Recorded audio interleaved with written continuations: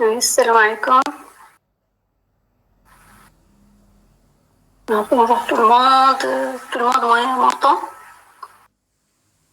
Oui, oui. D'accord. Alors, donc, euh, comme on a dit hier, pendant la séance de présentielle, révision de cours, alors je vais vous faire une dernière séance de révision pour la dernière série de travaux dirigés. Hein? Je vais la faire pour toute la section. D'ailleurs, je l'ai signalé sur la plateforme, donc j'espère que tout le monde est là. Et dans la série 3, comme vous l'avez vu, elle porte sur les exercices du dernier chapitre qui concerne les vibrations du réseau. Alors apparemment, comme vous l'avez constaté, c'est vraiment des exercices qui sont accodés, ou bien plutôt collés au cours. Alors on commence par l'exercice 1. S'il y a un problème, vous me le dites, s'il vous plaît. Hein. Je considère le cas de la propagation d'une onde selon les directions, donc c'est vraiment direction, ici. Donc ça veut dire de toute façon, on a toujours fait deux modèles, on a que deux modèles qu'on a traités, le modèle à une dimension, c'est-à-dire linéaire, mais monoatomique et diatomique. Là, donc vous avez une direction linéaire dans un cristal de NaCl, et on vous a choisi cette direction, c'est 1, 1, 1. Et on vous demande quel type d'atomes sont formés les plans réticulaires. Alors bien sûr, tout le monde connaît ici, vous avez le NaCl. C'est ça la première question, ça vous guide pour dire quel modèle vous allez utiliser. Donc là, c'était simple pour tout le monde, je crois, il n'y a pas de problème. Là, la ligne 1, 1, 1, ou bien la direction cristalline 1, 1, 1, c'est la grande diagonale du cube. Et donc, selon la grande diagonale du cube, on vous dit de quel type d'atomes sont les plans réticulaires. Les plans. Alors, bien sûr, vous savez bien que la grande diagonale, elle est perpendiculaire à quel type de plan? Elle passe par quel plan? Les plans HKL par lesquels passe la direction HKL, le cube. C'est une règle générale. Qu'est-ce qu'il dit la règle générale?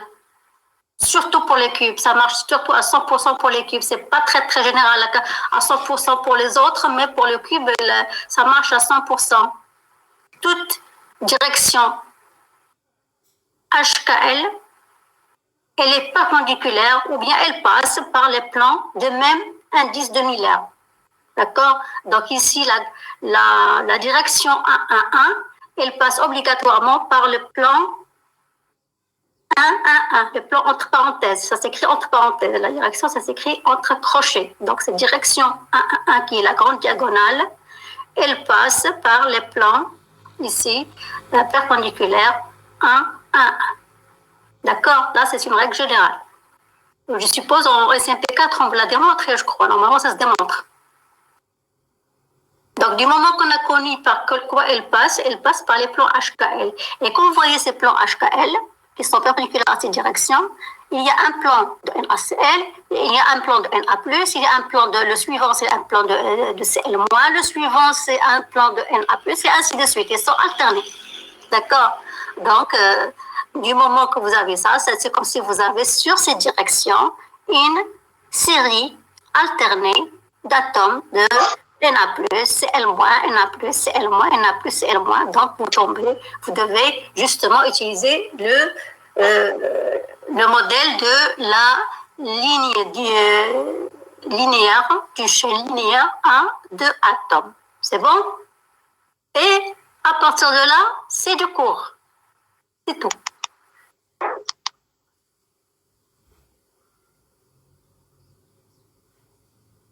Pas de commentaires?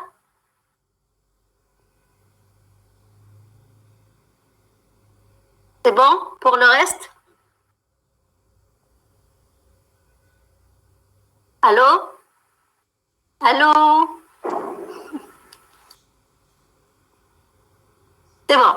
D'accord. Alors, s'il vous plaît, quand je pose une question, vous me dites comme ça, je passe, parce que c'est pas la peine de perdre le temps. Il vaut mieux insister sur des choses comme ça, on aura le temps de voir des choses qu'on n'avait peut-être pas compris de façon très, très appréciable. Donc, ici, donc, vous faites le modèle, c'est le cours, donc N A plus, c'est L moins, etc. Vous attribuez des déplacements UN et VN, et des masses, bien sûr, grand M, petit m, ou bien M1 ici, M1, M2, comme fait ma collègue. Donc là, c'est vraiment du cours. Vous avez deux, je vais quand même faire l'exercice. Écrire, regardez les questions. Écrire les équations de mouvement. Si on vous dit écrire les équations de mouvement, la première question, ça s'arrête ici. C'est tout. Déterminer la relation de dispersion. Donc la première question, ça s'arrête là. Les équations de mouvement. PFD, etc. Et ça, c'est les équations de mouvement. C'est tout. Après, pour démontrer les équations de mouvement, ici, donc là, les proches voisins, pour cet atome-là, les proches voisins sont celui-ci et celui à droite et à gauche, d'accord? Et puis, ici et là, deux atomes voisins, etc. Donc, tout ça, c'est du cours. Vous me dites si quelque chose que vous n'avez pas compris. Hein? Ici, on a même détaillé un petit peu le nombre de proches voisins. Chaque atome a deux proches voisins, Z égale 2. Donc, on fait la somme de 1. On se limite seulement aux proches voisins. Si on ne vous l'a pas mis dans le texte, c'est-à-dire dans la question, il faut le signaler vous-même. Vous dites qu'on se limite au premier voisin. Et donc, là, chaque atome est là deux nombres de proches voisins. Alors, je vais voir ici, il n'y a pas de choses à signaler. Vous avez un système d'équations, etc. Et déterminant avec des équations non nulles, avec des solutions non nulles, le déterminant doit être nul. Et donc, vous tombez sur cette expression. Bien sûr, vous avez le choix là. Soit on transforme le 1 moins cosinus K D égale à ça, ou bien c'est pas la peine. Seulement, il y a une petite remarque très importante. Madame, s'il vous plaît. Oui. Est-ce que vous pouvez vous éloigner juste un tout petit peu du micro? Parce qu'on n'arrive pas à bien entendre. Là, c'est bon? Et voilà, madame, oui. Merci. C'est bon?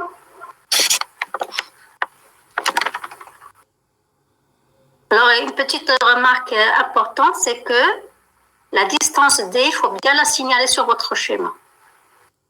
Si vous appelez D la distance entre deux, là je l'ai déjà remarqué en cours, mais je le répète encore, si vous avez pris comme distance ou bien comme période, parce que c'est ça la période, le paramètre de périodicité, c'est ça. Donc c'est le petit d. Ici on l'a noté petit d, c'est la distance entre plans. Hein. Donc c'est la distance entre deux plans qui sont formés de même nature d'atomes. Ici c'est entre le bleu et le bleu. Si vous avez noté petit d, cette distance entre le bleu et le noir, donc là il faut que ça soit sur votre ça soit 2D, d'accord? Entre cet atome-là, ça doit être 2D. Donc dans votre équation, plutôt votre équation de mouvement, ça doit être ici le I de 2D, IK 2D. Il faut faire bien attention à ça. Il faut la distance entre deux atomes de même type. Je le répète. Donc, ça, c'est ça l'essentiel. Tout le monde doit savoir démontrer ça. Tout le monde, sans exception. Vraiment, c'est facile. Là, il y a un problème de chevauchement de lignes ici. On résout l'équation par le changement de variable. Vous pouvez ici soit grand X, soit grand Y, comme vous voulez. C'est à vous de jouer dans ce cas. Donc, là, une équation algébrique, donc vous avez deux solutions, une solution plus ou moins avec le déterminant plus ou bien le moins. Avec un déterminant plus, c'est la relation branche optique et l'autre, c'est branche acoustique. Toujours l'acoustique, c'est lorsque vous faites K égale à 0, hein, ça vous donne quelque chose de proportionnel à K. Donc, dans les cas des grandes longueurs d'onde, vous avez, c'est-à-dire grande longueur d'onde. Parfois, dans les questions, justement, on ne vous demande pas on vous dit au centre de zone. Centre de zone, on sait que c'est K égale 0. C'est clair. Parfois, on vous dit étudier les cas des grandes longueurs d'onde. C'est à vous de savoir grande longueur d'onde, c'est 2 pi sur lambda. Lambda grand, ça veut dire que K est au voisinage de 0. Donc, c'est à vous de déduire ça. Donc, dans le cas des grandes longueurs d'onde, c'est-à-dire K tend vers 0. Donc, pour K égale 0, ça, c'est égal à ça. Et vraiment, K égale 0, il faut bien le spécifier. Oméga est 0. Et ça, c'est le continuum, c'est toujours les ondes acoustiques. Lorsque K égale 0, vous trouvez une solution de oméga qui est nulle, ça veut dire que c'est les ondes acoustiques, c'est oméga moins. D'accord? Et oméga plus, bien sûr, c'est K égale 0. K égale 0, ici, vous aurez 2 fois. Et là, vous aurez, donc c'est là, il y a un 2 à l'intérieur de la racine, et là c'est ça, moins 100, ça vous donne 0. Par contre, lorsque K tend vers 0, c'est-à-dire vous faites la limite, vous faites un développement limité, là, le sinus, vous pouvez l'écrire sous forme de KD sur 2, et donc vous remplacez. Donc le oméga moins, ça vous donne ça, au carré, et l'oméga plus aussi, ça vous donne la même chose avec un plus ici. En fait, si je me rappelle bien, je vous ai demandé de varier, je crois, une expression dans le cours qui était pourtant juste, je crois. Bon, oméga moins, c'est ça. Alors, juste pour vous rappeler une chose très, très importante, ici, lorsque vous avez un voisinage de K égale 0, qu'est-ce que vous obtenez? Quelque chose qui est proportionnel à K. Donc, vous pouvez très bien dire que ça, c'est la vitesse du son. Et pourtant, il y avait ça, c'est une question qui était déjà posée dans un examen, je ne me rappelle plus quelle année, mais les étudiants se trouvaient de difficulté, mais je ne comprends pas pourquoi.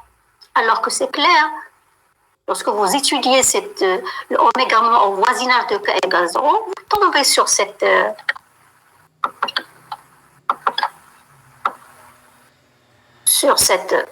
relation, quelque chose de type AX, Y égale AX. C'est clair, ici, oméga est égal à quelque chose fois K, c'est-à-dire c'est une droite linéaire de pente 7. Et on a dit qu'au voisinage de K égale 0, lorsque vous avez votre loi de dispersion devient une droite, la pente, ça s'appelle la vitesse du groupe, et qui est la vitesse du son. Et la vitesse du groupe, c'est d oméga sur dk. Lorsque vous faites d oméga sur dk, vous obtenez ça, et c'est ça la vitesse du groupe qui est dans ce domaine-là, c'est une vitesse de son. La vitesse du groupe est constante, est égale à la vitesse du son, ici. Donc, pourtant, on leur a demandé, pour une chaîne diatomique, quelle est la vitesse du son. Il y avait toutes les questions, des réponses possibles, mais pas ça. C'est dommage. Il y avait peut-être 2% qui l'ont fait, mais donc c'est pas du tout compliqué. C'est seulement pour vous dire que vraiment les questions sont très très simples, mais il faut juste avoir l'œil qui analyse les expressions. Il faut avoir l'œil.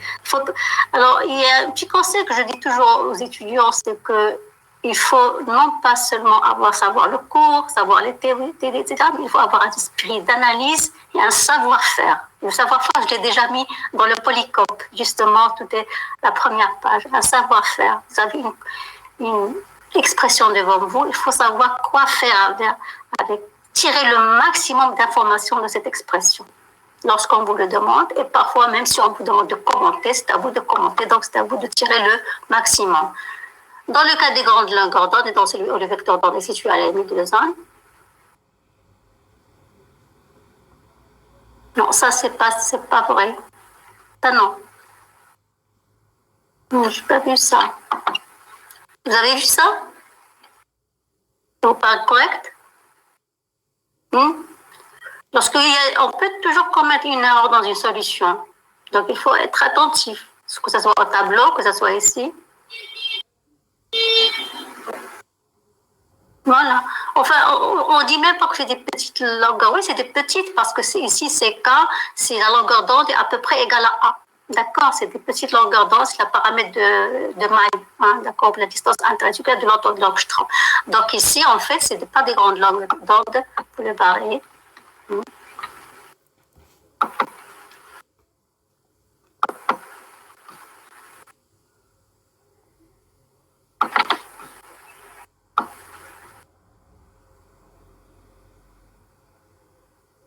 Concordance, c'est ce qu'on a étudié. Bon, c'était juste une phrase que je crois, je ne sais pas qui s'est glissée pour ma deuxième je crois. Mais moi non plus, je n'ai pas fait attention parce que pour moi, c'est évident parfois des choses. Hein. Donc, étant celui-là où le vecteur K est situé sur la limite de la première zone d'ébreutement, c'est-à-dire lorsque vous avez ici K est égal à plus ou moins pi sur D, et comme vous voyez ici, le K ici c'est à peu près de l'ordre de, enfin la longueur d'onde ici, qui est égale à 2 pi sur lambda, le lambda est à peu près égal à D. Donc, c'est comme a dit Ikram Habouch, c'est des petites longueurs d'onde, ou bien pour être précis le maximum possible, c'est-à-dire que K, c'est-à-dire que la longueur d'onde est de l'ordre de la distance interatomique, soit petit a, soit petit d. Donc là, dans ce cas, le sinus devient égal à 1. N'oubliez pas que la valeur maximum de sinus, c'est 1. Et donc, ça vous donne ça. Oméga plus, ça vous donne ça. Et l'oméga moins, ça vous donne ça. Ici, il y a vraiment, je sais pas, il y a quelqu'un qui a, hier, juste à la fin de la séance, qui a, juste, vraiment à la fin, à côté du banc de tableau, il a dit que c'est une fille, je crois, une étudiante qui a dit, comment on a obtenu ça? C'est vraiment pas du tout difficile. Hein? On obtient, il suffit de développer ça et vous allez voir que ça se fait sous forme d'un carré parfait. Ici, c'est sous la racine, ça devient un carré. D'accord? Et donc, la racine de ce carré, ça vous donne expression. Avec cette expression, ça vous donne la racine de 2c sur m2. D'accord? Il n'y a pas de développement limité, il n'y a rien. Parce que là, vous êtes sur k est égal à plus ou moins pi sur t. On ne fait pas de développement limité au voisinage de k. Non, pas du tout. C'est faux si vous... je crois que... Est-ce que tout le monde a essayé de faire ce calcul de là à là? Normalement, il n'y a pas de difficulté. Hein? Pas de difficulté. Non, c'est bon? Je répète, ça, vous le faites sous forme, vous le développez et ça, vous allez vous rendre compte que ça peut se faire sous forme d'un carré. Voilà. C'est ça, voilà.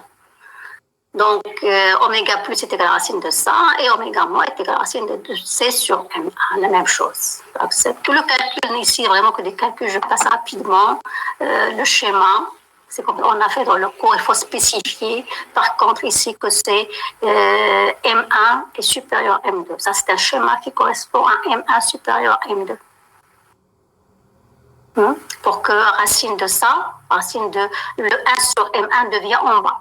D'accord? Il faut toujours, lorsque vous faites un schéma, vous spécifiez M1 supérieur à M2 suivant ce cas-là. Si vous avez M2 supérieur à M1, là, vous aurez 2C sur racine de 2C sur M2. C'est ici. Voilà, la branche optique, etc.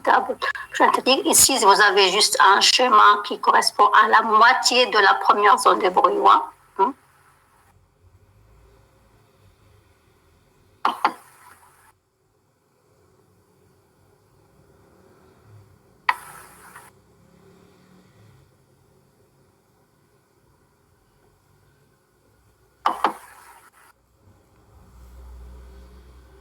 Oui, parce que ici, pourquoi M1 supérieur à M2? Parce que supposons que M1, ici M1 supérieur à M2, il faut spécifier sur le schéma. Pourquoi? Pour placer correctement votre racine de 2C sur M1. Parce que si M1 supérieur à M2, ça veut dire que 2C sur M1 est inférieur à racine de 2C sur M2. C'est bon? Et vous donc là, c'est conforme. Si M1 est supérieur à M2, ça veut dire que la racine de 2C sur M1, et donc il est bien placé ici. Par contre, supposons qu'on vous a dit M1, M2 supérieur à M1, ce schéma ne sera pas cohérent. Il n'est pas cohérent avec l'hypothèse. C'est juste pour bien placer ces deux valeurs. Voilà. Donc là, je passe l'exercice 2, je crois, maintenant. Oui, une toute une petite remarque qu'on a déjà fait dans le cours. Par exemple, si vous pouvez encore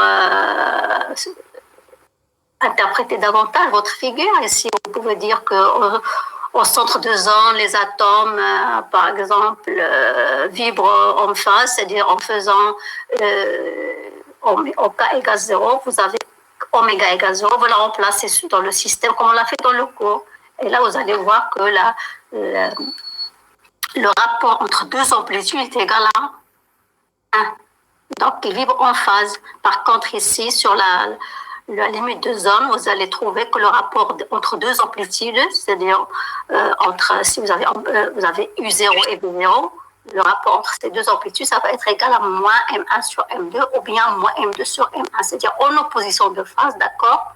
Et ça dépend de si un atome qui est très très lourd, il ne va pas vibrer, donc, hein, et ainsi de suite. Donc là, vous pouvez très bien un petit peu analyser ce qui se passe de point de vue mouvement, comme on l'a fait dans le cours.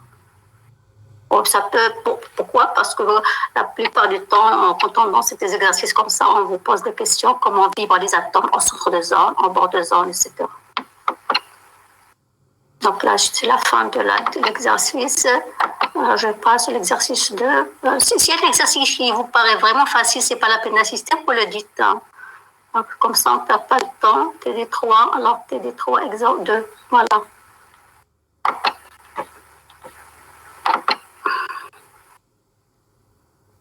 Alors, exercice 2, c'est celui-là. C'est la même chose, seulement avec oui, bon, celui-là, ça doit vous poser peut-être un petit problème. Il vaut mieux le faire. Donc, ici, vous avez un réseau plan, c'est-à-dire carré. Donc, cet exercice s'intéressera aux vibrations transversales d'un réseau relationnel plan de paramètres de maille A et formé d'atomes identiques. C'est-à-dire, vous avez un réseau plan monoatomique et non pas diatomique, d'accord? Formé d'atomes identiques. Il faut toujours signaler les données des exercices très, très importants. Hein. Vous avez un exercice, il faut le lire attentivement et souligner le maximum de données qui vont vous guider. Parce que non seulement vous avez utilisé, par exemple, parfois pour des applications numériques, mais ça vous guide dans la résolution. Donc ici, en vibration transversale, réseau plan aussi, il faut le souligner. Hein, de paramètres de maille, vous avez le A. Donc, vous n'avez pas à inventer vous-même la notation de ce paramètre. On vous l'a noté, c'est petit a, et vous le respectez. Et formé d'atomes identiques, c'est-à-dire monoatomiques. Établir l'équation de mouvement de déplacement IPN. On vous aussi, ici, on vous impose une notation, vous le notez. IPN, c'est quoi le P? Le P, c'est la colonne P. Et le N, c'est la ligne N. Donc, on ne tiendra compte que des interactions entre premiers voisins. D'accord? Donc, ça, c'est clair.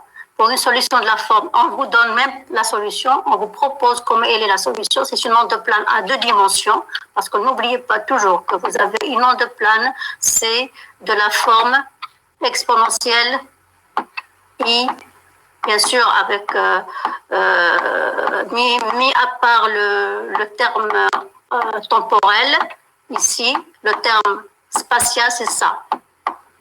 Exponentielle IK scalaire R. Donc ici, vous aurez KX scalaire X, KX fois X, plus KY fois Y. Ah, c'est juste l'ordre de plane que vous êtes si à 3 dimensions, si vous avez 3 dimensions, vous aurez KXX, KYY plus KZZ. Réseau de quelle structure dans l'exercice? Je n'ai pas compris votre question, monsieur l'enseignant. Madame, réseau de quelle structure dans l'exercice? Précisez mieux, s'il vous plaît. D'accord? Donc, en attendant, je passe. Donc, je continue. Pour représenter les courbes correspondantes. Alors, bien sûr, ici, pour une solution déduire la relation de dispersion des phonons transversaux. Donc ici, est-ce que cubique? Non, ici, c'est pas cubique, c'est un réseau plan. C'est un réseau plan. Dans l'exercice, vous parlez de l'exercice. Dans l'exercice actuel, l'exercice 2, il s'agit d'un réseau plan, c'est pas cubique. Cubique a 3 dimensions. Oui, exercice 2.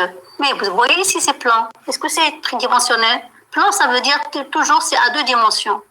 Plan, c'est ça, X, Y, c'est tout. Donc, c'est pas cubique.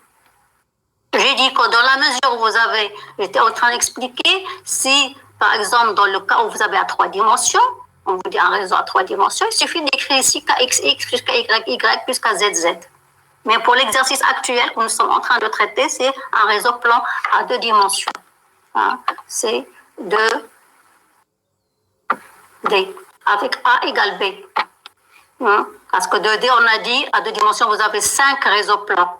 5 réseaux, pardon, à 2 dimensions. Il y a le plan, c'est-à-dire carré, A égale B égale rectangulaire, c'est A différent de B, mais A gamma égale à P sur 2. Vous avez l'hexagonal, etc.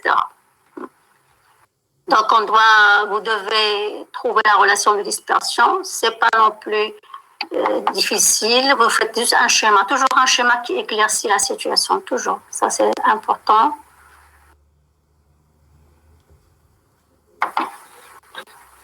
Donc, on vous a dit que la colonne, c'est P. La colonne, c'est ça. Donc, ici, c'est X. Ça, bien sûr, c'est, par exemple, c'est X. Hein?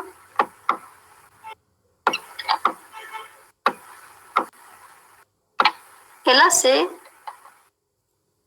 Y, par exemple. D'accord? Donc, vous avez un réseau plan d'axe X, Y. Alors, la ligne, c'est dans l'exercice qu'on vous a imposé la notation.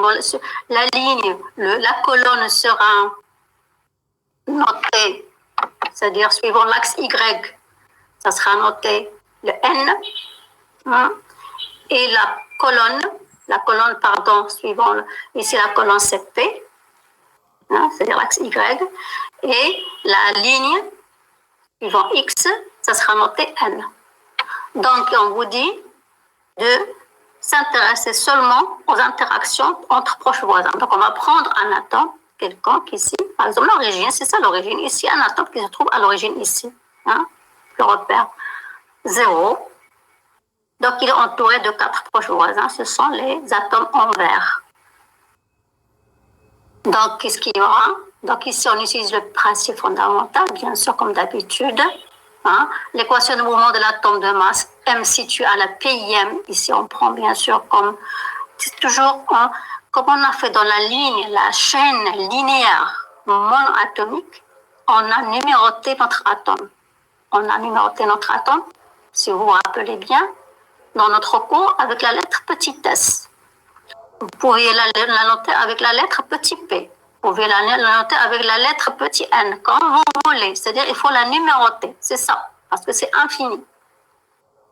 Ici, puisque c'est à 2 dimensions, on va la numéroter avec 2 indices. N1, N2, M1, M2, petit n, petit m, comme vous voulez. Ici, on vous a proposé de la noter petit n et petit p. C'est tout. Donc, ici, votre atome ici, il est noté UNP. UNP ou bien PM. Voilà. P, parce qu'on se déplace ici, se déplace de ce côté. Donc, c'est X, donc PM. Donc, la PM colonne, on va le prendre comme on nous a dit dans le texte. PM colonne et la énième colonne, la énième ligne. Et donc, ça sera somme des FP avec les I va de I à Z. Le Z est égal à combien? Il est égal à 4. Donc, vous aurez 4 termes. Donc, M gamma, ici, M fois l'accélération, c'est-à-dire la dérivée de la position, au cas la dérivée seconde. Donc, c'est moins C, ça, moins UPM plus N, obtenir ça avec UPM moins 1 N, donc à droite et à gauche. Après, celle-ci, on va se déplacer sur les lignes. Dans les lignes, voilà, c'était UP. UP reste constant. Ici, P. Ici, c'est UP. N-1. Ici, c'est UP. N plus 1. Tout le monde a compris la ligne ici? C'est une interaction normale. Donc, le schéma, il est clair. Clair, vraiment. D'accord. Donc, voilà. Donc, vous avez des UPN, UPN, UPN. Vous avez 4 UPN ici. Donc, vous aurez un 4 UPN et les autres, bien sûr, sur UP plus 1, N, etc., etc. Donc, en tout ça vous fera 8 termes.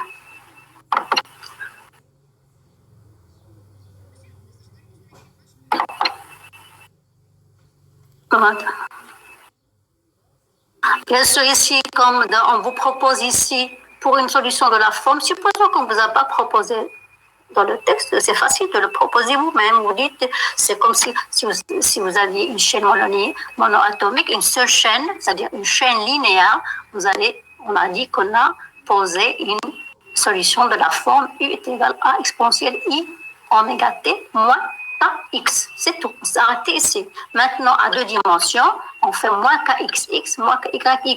Et bien sûr, on se précise c'est quoi ce X. Ce X, c'est quoi? Le X, on s'est déplacé comme ça. X, on se déplace ici.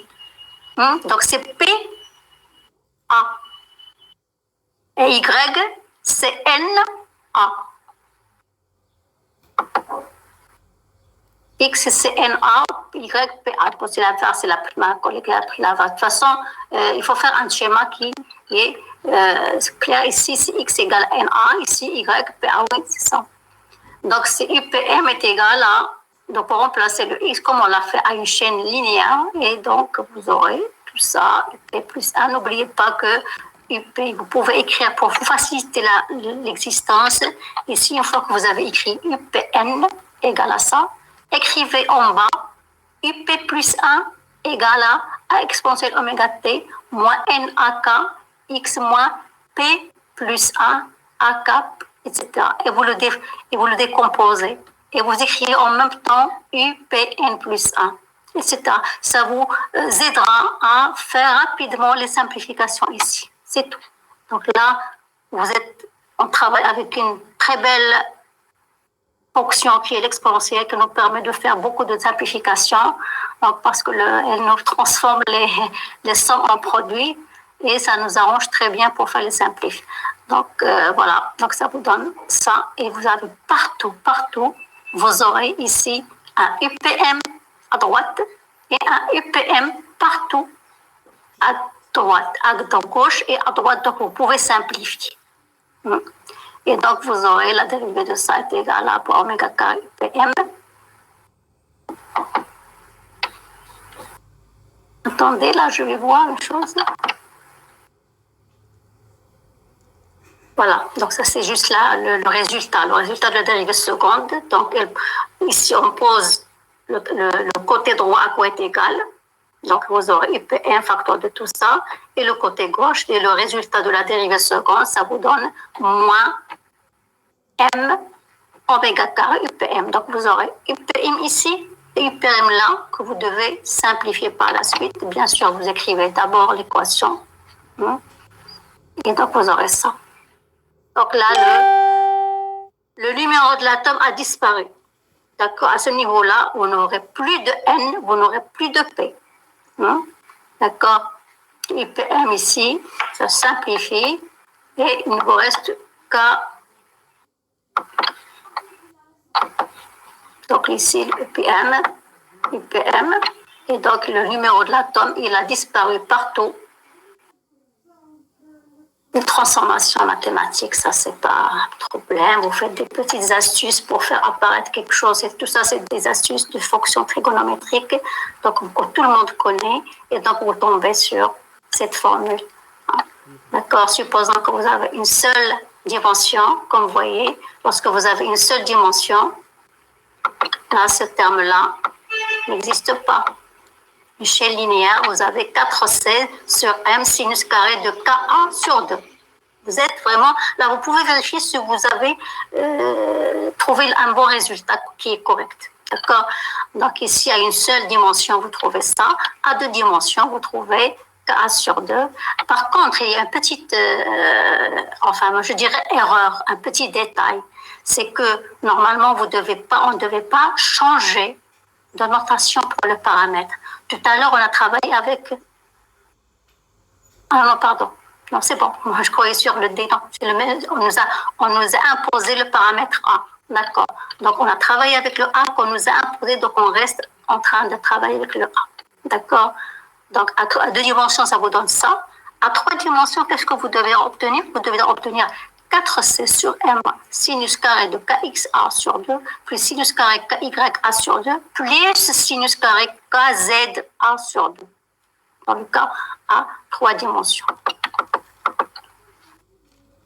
Donc, lorsque vous le représentez ici, on va le représenter. Vous allez le représenter aussi, comme on a dit, on représente toujours suivant une direction. Supposons qu'on ne vous a pas précisé, vous allez dire, je vais le présenter suivant la direction les plus frappantes d'un réseau plan. Un réseau plan, c'est quoi?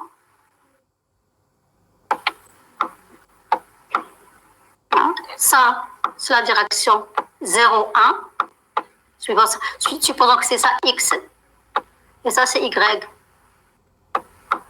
Donc ça c'est A, et ça c'est A. Donc ici, vous aurez la direction 1, 0, et là vous avez la direction 0, 1. 1, 0 ou 0, 1, c'est la même chose. Donc je vais prendre une direction. Et la deuxième direction qui est aussi caractéristique, c'est la diagonale. Ah, c'est la direction 1, 1. Ça, c'est 1, 1. Et ça, c'est la direction 1, 0. Dans le réseau plan, bien sûr, à 2 dimensions. Donc, supposons qu'on vous a demandé représenter ces courbes dans 2 directions les plus intéressantes. C'est un peu de savoir un réseau plan, moi, je n'ai pas 36 choix. Hein, vous avez devant vous, vous avez l'axe X ou Y, la même chose puisque c'est plan, et vous avez la diagonale. Donc là, c'est pour ça qu'on vous a demandé ici dans la direction 1, 0 et la direction 1, 1. Donc la direction 1, 0, ça veut dire que Kx est égal à K et Ky est égal à 0. Vous remplacez ici Ky est égal à 0. Donc, votre formule de pulsation, enfin, de la relation de dissipation devient ça. C'est comme si vous avez une seule dimension. Vous retournez au cas d'une dimension. Donc là, racine de 4c, etc. Le sinus doit être compris entre moins 1 et 7. Tout ça, on l'a vu. Je passe. C'est bon? K égale 0, pile.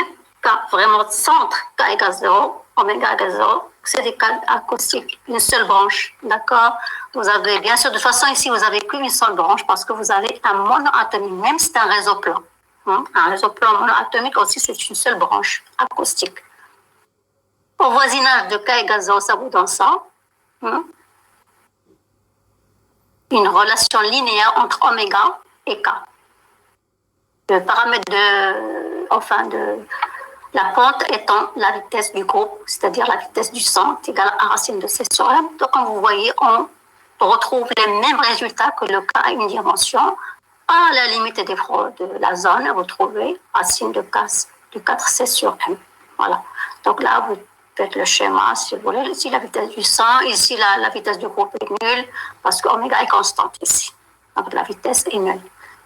C'est tout, c'est le cas à une dimension. Après, lorsque vous prenez la direction 1, 1, 1, ça veut dire quoi? Comme je vous ai dit, je répète ici votre carré. Ici, ça c'est la direction 1, 1, 1. Bon, m'excusez là pour le schéma, parce que là, parfois, pour ne pas perdre de temps, il faut que je choisisse la ligne ou bien la courbe. Donc là, j'aime pas trop perdre de temps.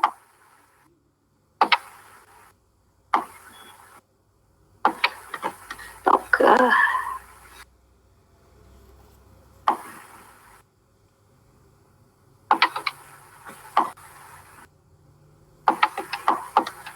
et là, c'est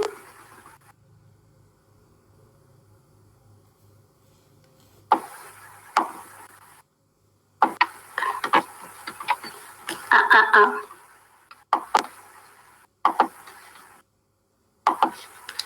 Là, c'est la direction 1, 1.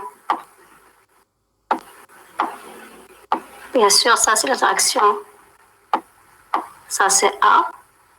C'est le paramètre A. Ça, c'est le paramètre B égale A.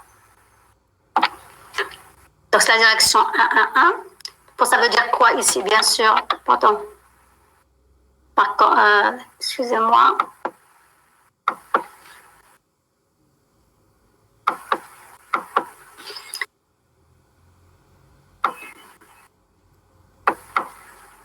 Ici, je préfère.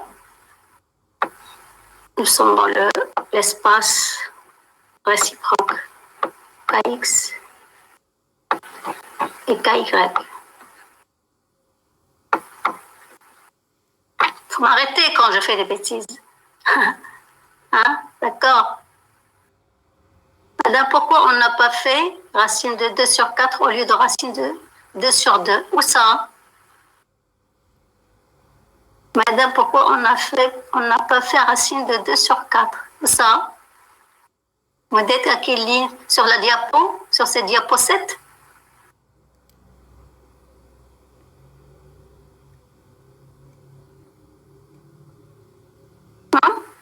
La diapo 7? Youssef Bourdis.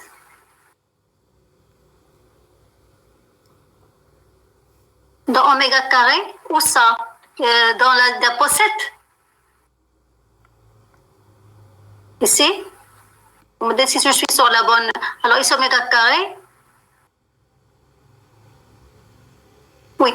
Alors oméga carré, ça vous donne quoi? C'est 8c sur m sinus carré racine de 2a sur 2. Vous dites pourquoi on n'a pas fait quoi? Racine de 2 sur 4. Ici. Alors, vous êtes d'accord? D'ailleurs, justement, j'étais en train d'expliquer le schéma. D'abord, déjà, la direction 1, 1, 1, c'est quoi? Ça veut dire que ici, le module de K, c'est quoi? C'est racine de KKXK au carré plus KY au carré. Déjà. Or, ici, puisque c'est 1, donc ça veut dire que KX est égal à KY. Donc, je remplace ici KX et KY par la même chose.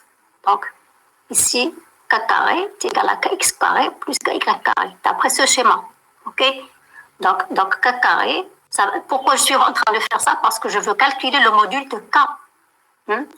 Donc, ici, puisque KX est égal à KY, pourquoi KX est égal à KY? Parce que ici, vous avez 1, ici, vous avez 1. Donc, j'aurai K carré est égal à 2KX au carré. Donc, KX est égal à KY est égal à quoi? Est égal à 1 sur racine de 2 de K. Parce que là, j'ai enlevé le carré. D'accord? Donc, KX est égal à KY. Donc, KX est égal à quoi? C'est K sur racine de 2. Donc, KX est égal à KY est égal, comme vous pouvez le laisser comme ça, soit racine 1 sur racine de 2 ou bien racine de 2 sur 2. C'est juste une petite transformation. On a multiplié par 2 racine de 2. Donc, qu'est-ce que j'aurais fait oméga carré? Donc, oméga carré était égal à quoi? C'était, je crois, racine de 4 sur C. Voilà. Oméga carré est égal à 4C sur M, sinus carré de K, YA sur 2. C'est quoi que Y et KX? C'est la même chose, on a dit. Ce sont les deux la même chose. Donc, ça fait 2 fois sinus carré de KX A sur 2. Et je remplace le KX par ça. Ici, donc c'est 2 fois 4 C sur M sinus carré. Vous me suivez? KX A sur 2. Et KX, on a dit, c'est quoi? C'est racine de 2 sur 2K. Donc, je remplace racine de 2